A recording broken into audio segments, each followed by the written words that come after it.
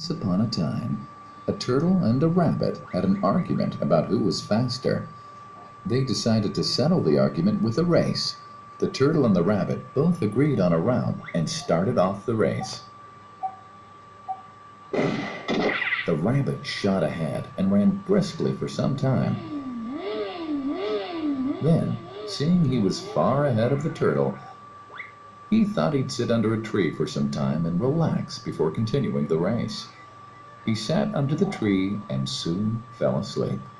The turtle, plodding on, overtook him and soon finished the race, emerging as the undisputed champ. The rabbit woke up and realized that he'd lost the race. The moral of the story is that slow and steady wins the race.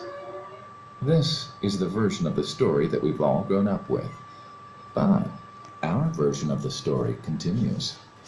The rabbit was disappointed at losing the race, and he did some thinking.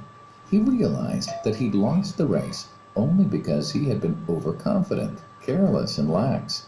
If he had not taken things for granted, there's no way the turtle could have beaten him. So, he challenged the turtle to another race. The turtle agreed.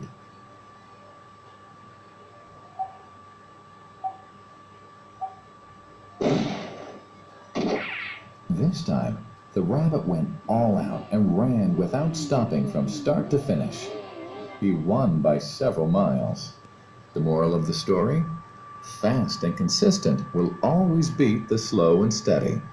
It's good to be slow and steady, but it's better to be fast and reliable.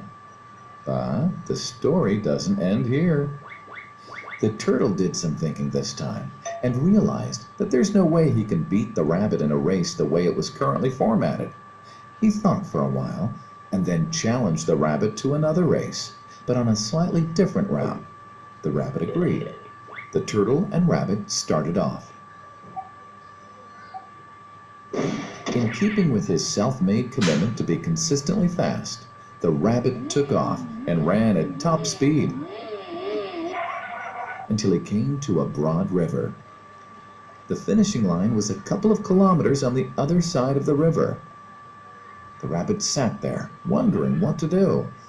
In the meantime, the turtle trundled along, got into the river, swam to the opposite bank, continued walking, and finished the race.